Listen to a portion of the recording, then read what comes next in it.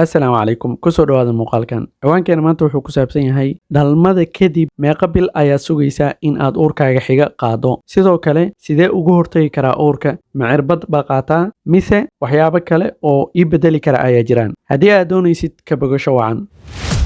dhalmada kadib meeqa bil ayaa sugaysaa si aad u qaado uurka xiga waxaan u kala qaadi doonaa laba qodob dhalmada caadiga ah oo ah normal delivery ama dhalmada qaliinka lagu sameeyey oo ah cesarean section ugu horeyn qaliinka maamooyinka carruurta lagu qalay waxaa wanaagsan in ay wax uur aysan qaadin 12 ilaa 18 bilood oo noqonayso 1 sano ilaa 1 sano iyo bar balse haddayse intaasi sugi karin waxaa qasab ah in aysan 6 bilood wax uur ah qaadin balse maxaa dhacaya haddii ay 6 bilood ka yar ee uur qaado waxaa dhacaya in meeshii qaliinka lagu sameeyey ee dilaacdo uteruska oo dilaaco hadhowdii halis ay gasho caafimaadkeeda iyo kan ilmaheedaba qodobka xiga maamooyinka sida caadiga u dhaleen ee normal delivery-ga iyagana waxay la mid yihiin sida maamooyinka carruurta lagu qalay oo waxaa wanaagsan in aysan wax uur ah qaadin 12 ilaa 18 bilood oo noqonaysa isla sidii 1 sano ilaa 1 sano bar balse haddii aysan sugi karin intaas ugu yaraan 6 bilood waa inaysan wax uur ah qaadin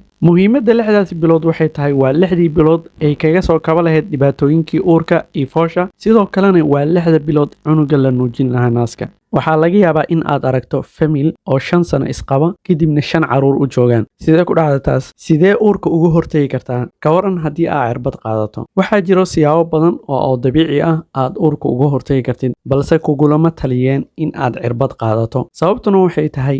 disadvantageska ama faa'iido darrada ay leedahay cirbadda tusaale kow waxay keeni kartaa heavy prolonged vaginal bleeding oo labadii bisha koowaad iyo bisha labaad ee ugu horeyso marka cirbadda aad qaadatid in dhiig fara badan uu ka socdo xubintaada sidoo kale waxay keeni kartaa dareenka inuu kaa lumo sidoo kale waxay keeni kartaa in delay uu ku dhaco dhalmadaada ama 10 bilood camal in uu dib u dhacdo markii cirbadda iska joojisa kadib midda kalena waxay tahay in miisaankaaga uu kordho intaasba way keeni kartaa iyadoo intaas saameyna leh in aad qaadato kugulama talinayo waxaa jiro kuwa dabiici ah oo aad uga hortagi kartid uurka aanan wax saameynna ku geysan karin habka dabiiciga ee aad uga hortagi kartid uurka waa lactational amenorrhea method waxayna tahay exclusive breastfeeding waxa la dhahaa exclusive breastfeeding-kani waxa weeye in cunugaaga markii uu dhasho ilaa 6 bilood uu ka gaarayo naaska wax aanan ahayn aasiin xitaa haba yaraatee dhibic biyo xatirinaada afka ugu shubin oo naaska aad qoro aasiisid taasina waxay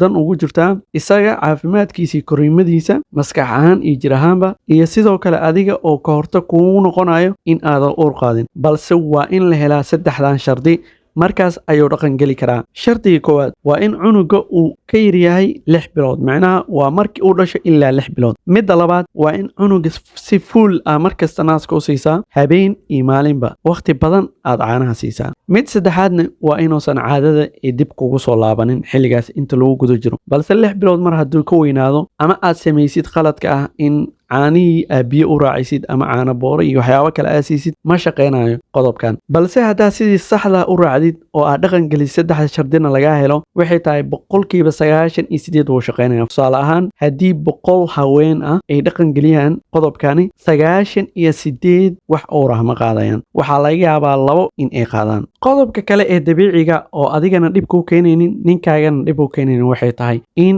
ninka uu isticmaalo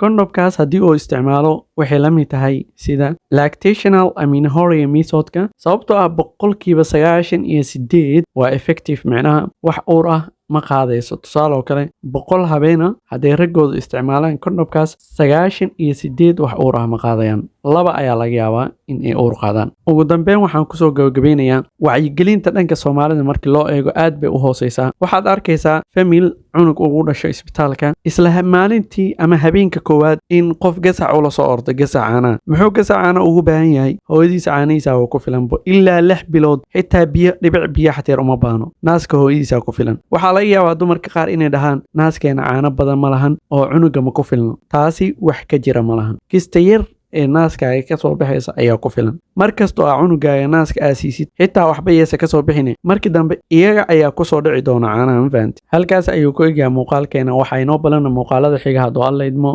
khayr badan